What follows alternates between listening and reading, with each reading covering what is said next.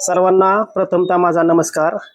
मित्रांनो, वेळ आहे संध्याकाळची आणि आपली भटकंती चालली एका ठिकाणी, असं ठिकाण ज्या ठिकाणी वारीतील एक 8-10 वारकरी सहजच बसलेले आहेत आणि त्यांच्या गप्पा पण चालल्यात वारीविषयी, दिंडीविषयी.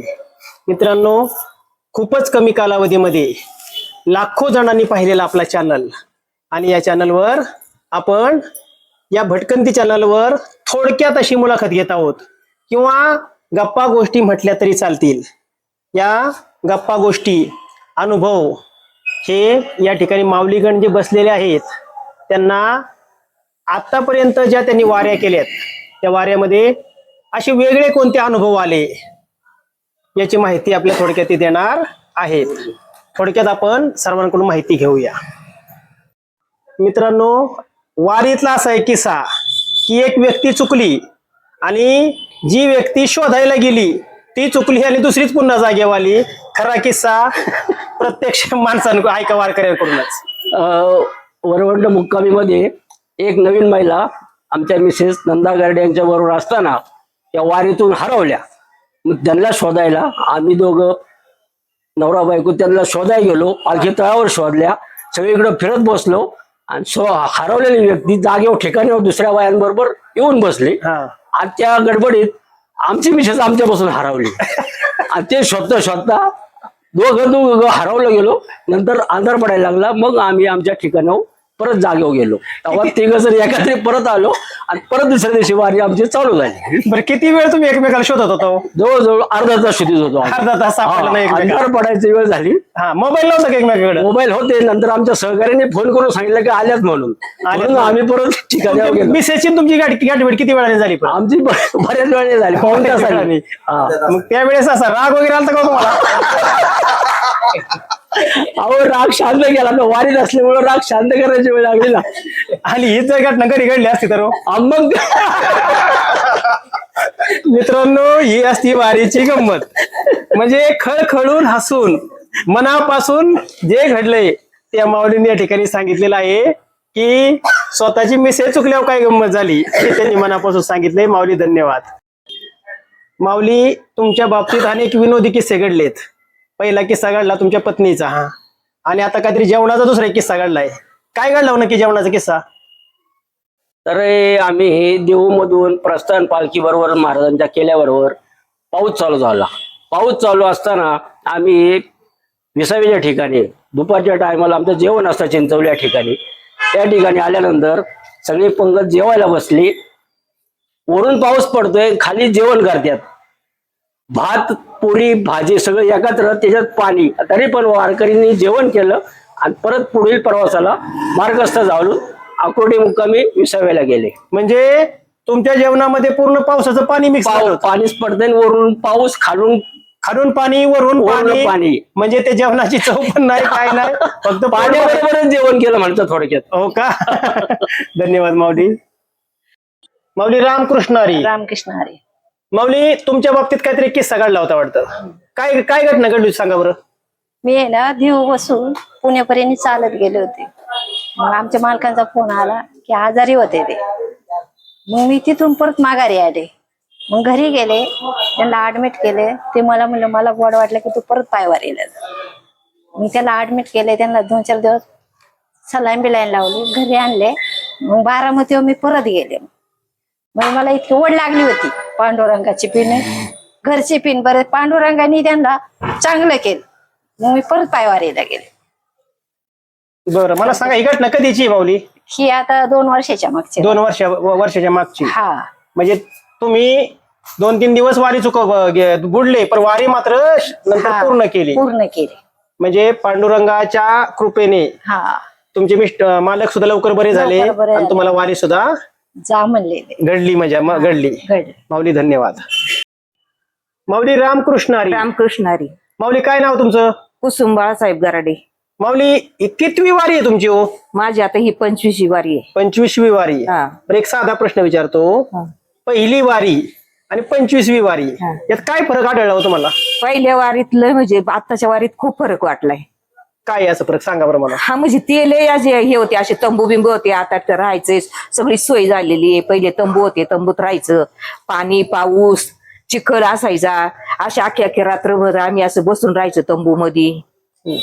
म्हणजे त्यावेळेस हा. खूप हालाकीचं म्हण. लय हालात काढले. हो, मग त्यावेळेस जेवणा बिवणा सोय कशी होती? जेवणाची सोय कधी कधी असायचं, कधी कधी असं आम्हाला जेवणच मिळत नसायचं. मग तुम्हाला आता ज्याप्रमाणे पंक्ती लोक देतात तसं होतं का त्यावेळेस? हो, देत्या. त्यावेळेस होतं का? होतं ना, त्यावेळेस होतं. दररोज होतं का कधीतरी नाही, दररोज होतं ते. होतं? हा, सगळं व्यवस्थित होतं, नाश्ता चहा. कधी आता नाही, सुरुवातीला पण होतं. होतं. हो. मग मला सांगा, त्यावेळेची दिंडी हा. आणि आताची दिंडी, तुम्ही दिंडीतच आहे आता पण. हो. हा? हा. मग त्यावेळेची दिंडीत किती लोक होती तुमच्या? त्यावेळी टायमात लय एवढी लोक नव्हती जास्त, आता खूप लोक वाढलेली. आता किती आहेत तुमच्या दिंडीत? आता एवढं मला नाही सांगता येत. तरी अंदाजे किती आहेत? 800 लोक. जवळजवळ 800 लोक आहेत. हा. बरं, मला सांगा, 800 लोक सध्याच्या दिंडीत आहेत. हा. मग मला सांगा, त्यावेळेस समजा 100-200 लोक असतील, हा. ती दिंडी हा. आणि आत्ताची पायी दिंडी, हा. याच्यात चांगलं काय वाटलं तुम्हाला? ती दिंडी चांगली वाटते का आत्ताची ती दिंडी चांगली वाटायची सुरुवातीची? सुरुवातीची. मग त्यावेळेस काहीही नसताना नसताना. हो, ती दिंडी चांगली छान वाटत होती. हा. म्हणजे जुन्या दिंड्या कशाही कधी छान आहेत. बऱ्याच छान. जणांच्या आपण प्रतिक्रिया ऐकल्या होत्या की हा. जुनी दिंडी खूप छान हलाखीची होती पण छान वाटायची. धन्यवाद माऊली. माऊली रामकृष्ण हरी. राम. काय नाव माऊली? गौरी पंडित गराडे. बरं, मला सांगा, तुमच्या बाबतीत वारीत काहीतरी किस्सा घडला असं मी ऐकलंय. काय माऊली नक्की किस्सा घडला हो? मी प्रस्थानाला देऊला आले होते, देऊच्या म्हणजे ह्याला चालायला. तर मला प्रस्थानाला आतमध्ये मंदिरात जायचं होतं. तर मंदिरात जाताना मला चक्कर आली तर आमच्या सासूबाईंनी मला धरली आणि तुळशीवाली आमची लीलाबाई गराडे आहे ना, ती म्हणली आली चक्कर आली पडली. तोपर्यंत मी चक्कर येऊन पडले होते. मग मी तशीच आत बाहेर मला काढली आणि आमच्या जिथं राहतो तिथं नेलं. मग तिथं कपडे बिपडे बदलली आणि मग आमच्या सासूबाईंनी मला दवाखान्यात नेलं. तिथून पुढं तरी मी पुढं म्हणजे आकुर्डीत गेले. आकुर्डीत पण मला त्रास झाला, पण मी सांगितलं म्हणजे सगळे लोकांचं माझ्यावर लक्ष होतं. त्याच्यावर हे मधुकर गराडे ते म्हणले की तुझं जर जास्त दुखत असलं तर तू घरी जा. मी म्हणलं नाही, मला जायचंच नाही घरी. मग पुण्यापर्यंत मला बरं वाटलं. पुण्याच्या पुढे मी चालायला लागली. म्हणजे चक्कर येऊन तुम्ही पायीच दिंडी केली? पायी दिंडी केली. पुढं दवाखान्यात किती दिवस होता तुम्ही? दवाखान्यात ते थोड्या वेळच गेले होते. अशी म्हणजे नुसत्या गोळ्या दिल्या त्यांनी. आणि असं वाटलं नाही का की आपण आजारी दिंडीला नको जायला एवढ्या वर्षी, असं वारीला नको नाही, जायला? वाटलंच नाही तसं. वाटलंच नाही? नाही, असं वाटलं पुढंच जावा. सगळी म्हणायची तू घरी जा, हा. घरी जा. इतकं म्हणजे लोकांचं लक्ष होतं माझ्यावर. आणि तुमचं मन कुठल्या वडीला? पुढं वारीला जायचं. वारीला. पांडुरंगाची ओढ तुम्हाला लागलेली, हा. मग त्यामुळं आजार पण तुम्ही गेले विसरून.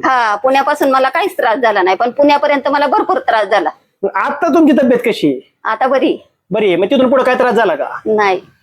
मित्रांनो, पांडुरंगाची ओढ काय असते बघा, की पहिल्याच दिवशी घडलेली घटना आणि आज जवळजवळ 12-13 दिवस झाले माऊली सुखरूप अशा व्यवस्थित या ठिकाणी आलेले आहेत.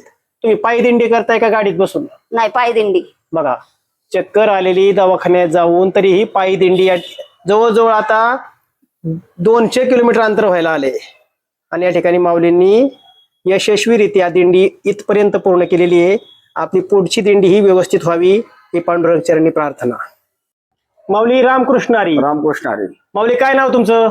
चंद्रकांत विठोबा गराडे, घोरावडेश्वर दिंडी.